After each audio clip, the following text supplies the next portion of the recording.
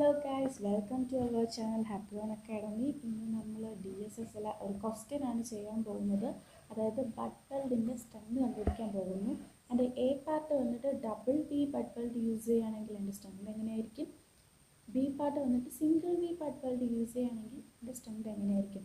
രണ്ടും തമ്മിലൊരു ചെറിയ വ്യത്യാസമുണ്ട്. ഓക്കെ, നമുക്ക് ക്വസ്റ്റ്യനിലോട്ട് കിടക്കാം. 18 mm thick plate is joined to 16 mm plate 200 mm long by a butt weld. Determine the strength of the joint. അപ്പോൾ ഒരു 18 mm thick plate ആണെങ്കിൽ ഒരു 16 mm പ്ലേറ്റുമായിട്ട് ഈ ബട്ട് വെൽഡുമായിട്ട് ജോയിൻ ചെയ്ത് വെച്ചിട്ടുണ്ട് എങ്കിൽ നമുക്ക് അതിൻ്റെ സ്ട്രെങ്ത് എങ്ങനെയായിരിക്കും. എ പാർട്ട് വന്നിട്ട് ഡബിൾ ബി ബട്ട് വെൽഡ് ആണെങ്കിൽ എങ്ങനെയായിരിക്കും, ബി പാർട്ട് വന്നിട്ട് സിംഗിൾ ബി ബട്ട് വെൽഡ് ആണെങ്കിൽ എങ്ങനെയായിരിക്കും. ഓക്കെ, അപ്പോൾ നമുക്ക് ഫസ്റ്റ് എ പാർട്ട് നോക്കാം. ഓക്കെ, എ പാർട്ടിൽ നമുക്ക് ഡിസൈൻ സ്ട്രെങ്ത് ആണ് കണ്ടുപിടിക്കേണ്ടത്. അപ്പോൾ നമുക്ക് ഇങ്ങനെ എഴുതാം, design strength is equal to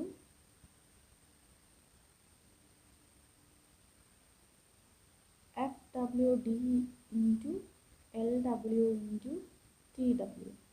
that is LW into TW means നമുക്കറിയാം ഏരിയയ്ക്ക് പകരമാണ് നമ്മൾ length of weld into throat thickness എടുത്ത് കൊടുക്കുന്നത്. ഇനി FWക്ക് പകരം നമുക്ക് ഇങ്ങനെ എഴുതാമല്ലോ, FU/√3 ഗാമ MW എന്ന് എഴുതാമല്ലോ, into LW into TW. Okay, actually FU നമുക്ക് ക്വസ്റ്റ്യൻ തന്നിട്ടില്ല, സോ നമ്മൾ അസ്യൂം ചെയ്തെടുക്കണം. 410 എന്നാണ് ഞാൻ അസ്യൂം ചെയ്തെടുത്തത്, ഡിവൈഡഡ് ബൈ √3 ഗാമ MW നമുക്കറിയാം പാർഷ്യൽ സാറ്റിസ്ഫാക്റ്റീവ് ഫാക്ടർ എത്രയാണ്, 1.25. Okay, into LW length of weld ഇവിടെ തന്നിട്ടുണ്ട്, ക്വസ്റ്റ്യനിൽ തന്നെ തന്നിട്ടുണ്ട്, ലൈക്ക് 200 mm ലോങ് എന്ന് തന്നിട്ടില്ലേ, ബഡ് വെൽഡ് 200 mm ലോങ് കൊടുത്തിട്ടൊന്നും തന്നിട്ടില്ലേ, അതാണ് നമ്മുടെ length of weld. Okay, 200 into TW എന്ന് പറയുന്നത് എന്താണ്, ത്രോട്ട് തിക്നെസ്.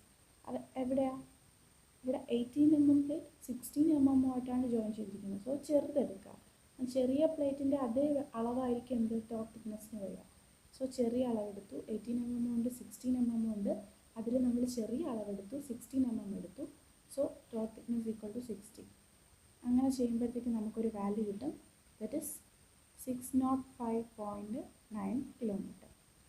ഇതാണ് ഡബിൾ വെൽഡ് ചെയ്ത് കഴിഞ്ഞാൽ അതിനുള്ള ഡിസൈൻ സ്ട്രെങ്ത്. ഓക്കെ, ഇനി അടുത്ത് നമുക്ക് ബി പാർട്ട് നോക്കിക്കഴിഞ്ഞാൽ, ബി പാർട്ട് എന്ന് പറയുമ്പോൾ സിംഗിൾ വി വെൽഡ് ചെയ്യുകയാണെങ്കിൽ എന്തായിരിക്കും. ഓക്കെ, നോക്കാം. അതിന് നമ്മൾ ഡിസൈൻ സ്ട്രെങ്തിൻ്റെ ഫോർമുല നമുക്ക് ഓൾറെഡി അറിയാം, നേരത്തെ എഴുതിയ അതേ ഫോർമുല തന്നെയാണ്. എന്താ, FWD into LW into TW.